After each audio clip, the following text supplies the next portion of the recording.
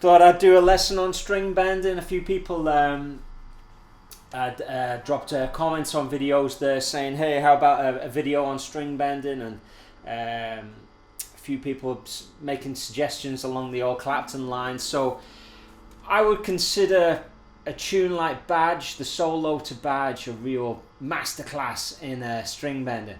So I thought that would be a good one for you guys to check out. So let's go through it. Let's go through the solo to Badge and see what's going on and what makes it so cool. There's a lot of guitar solos that you can kind of teach, you know, when you're in my position, you know, but there's very few that are this kind of concise in their ideas and make really good lessons for string bending. There's a couple of others and I'll do videos on them as well, but I would consider, you know, Badge being like top of the pile, a really, really good one, you know. Hopefully I'm still in tune after that. Close enough for rock and roll. Okay, so the riff, this is how I play the riff.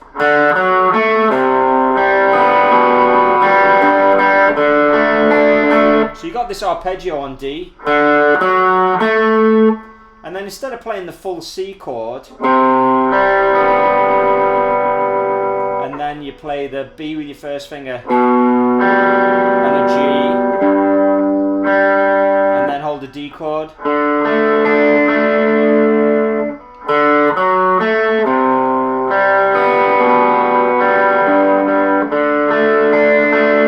There's a lot of variations on that you can do, but you know, you can actually be killing yourself with a tab trying to work out what he does exactly every time, but you know, getting it in the ballpark like that is a good.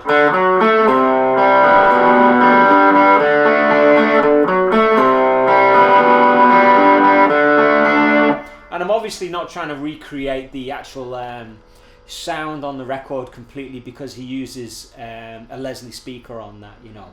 But we're going for a bit of a kind of classic Marshall-y you know, Gibson and Marshall kind of sound for that era.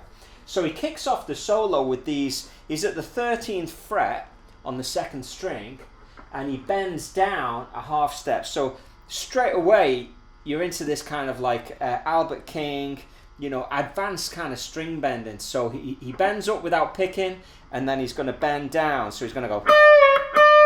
So he's got. So he does it twice. So first string 10 and then bend up.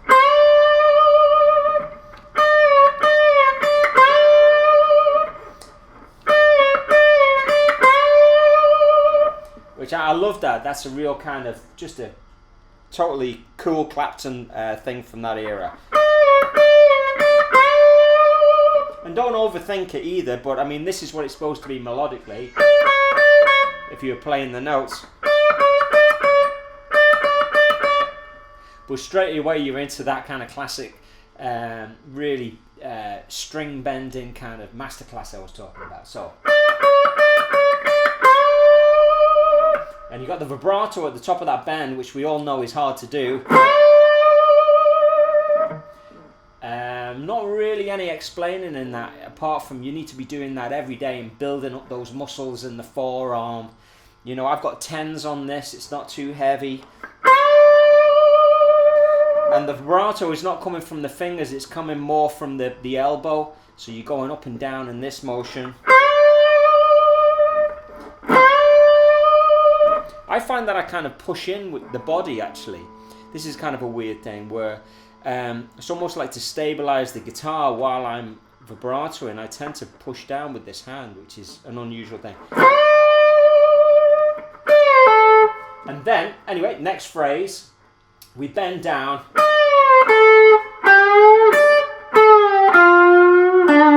I'll play that a couple of times.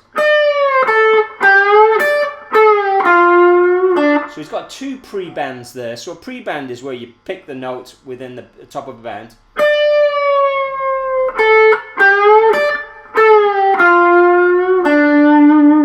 And then you slide it into the major third. Pre-bend. And then you've got the sixth. So it's in the key of D minor. So I'm talking about intervals here, you know. So that's the note of B. And then you're going to do this bend. So what he's doing there, he's playing that melodic line within a bend, which is really, really tricky. So what you've got so far, which is the first 3 or 4 bars, and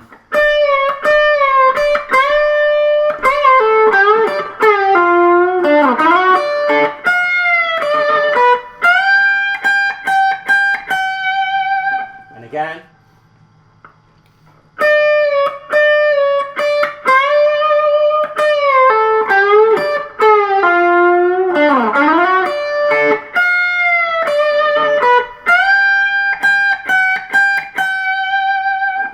Okay, and then we'll carry on. So then, you know, pre-bend. So. And then. So there's a nice kind of like bend up, bend down, pull off, hammer on there. And then classic B.B. King. Then he creeps in that major third again. Pre-bend. Pre-bend. Again, I'm going to recap up to there now. So you've got.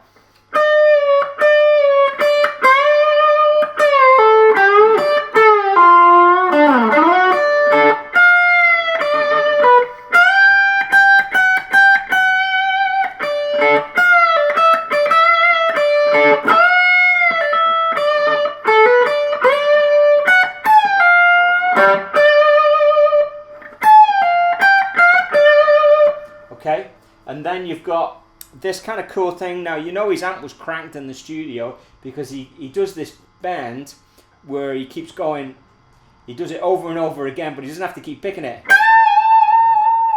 Now, if you're at low volume, bedroom volume, it's hard to keep that going, so it's okay if you keep picking it. So, oh, you know, like he's going. So.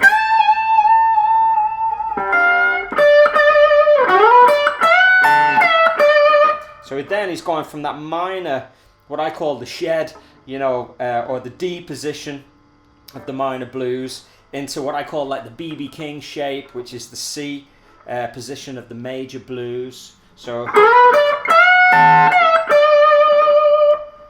from that repetitive string bend, he's got this.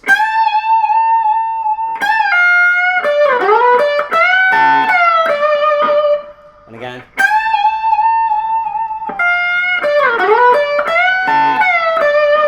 And then you got.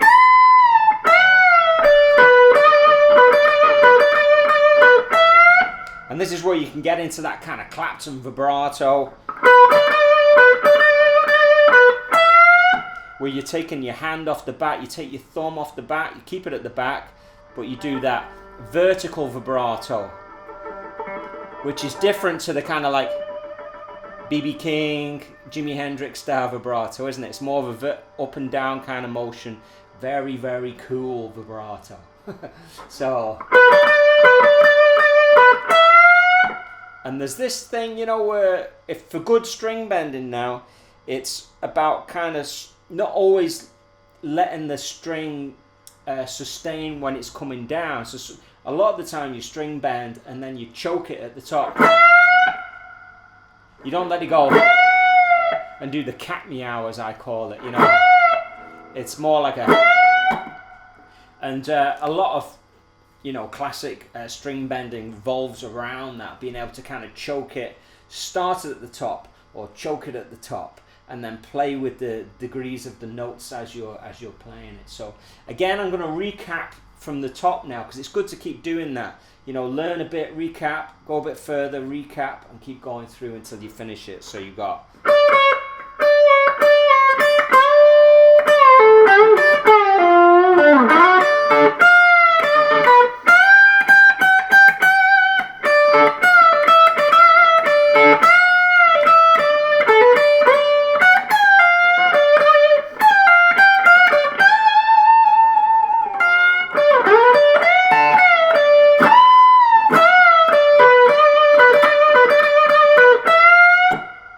And you notice just before I started to play it there, I checked my notes. I went.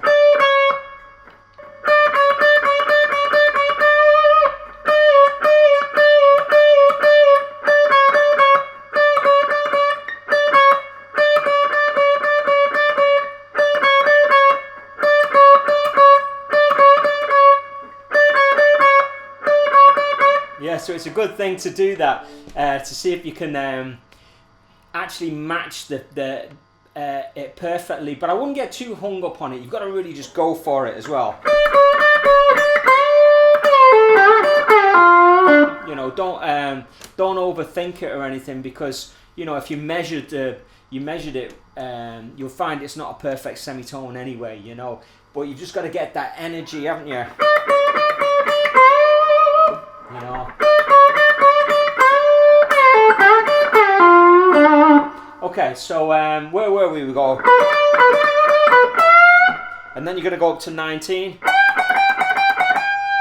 So you do a bend up, play 19, pre-bend, half step, 19, pre-bend, half step, 19, and then up and down. So.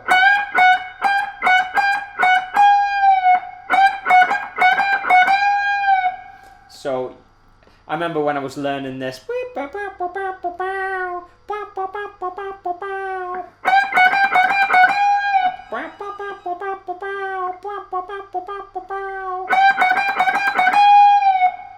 and then you've got, which is kind of part of the major pentatonic, and then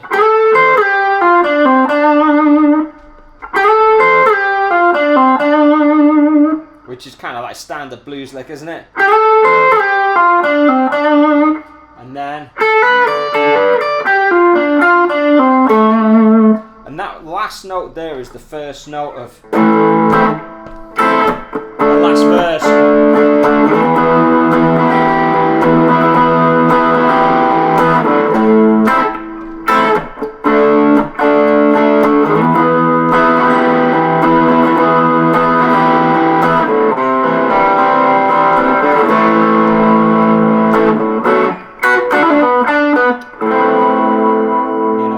A bit heavy sounding really for this track, but you know, it kind of sounds cool, doesn't it? So I hope you enjoyed that. That's a really good solo to learn if you really want to work on your string bending and your phrasing from a classic solo. I'll play it one more time, and I'll see you on the next one. Keep it burning.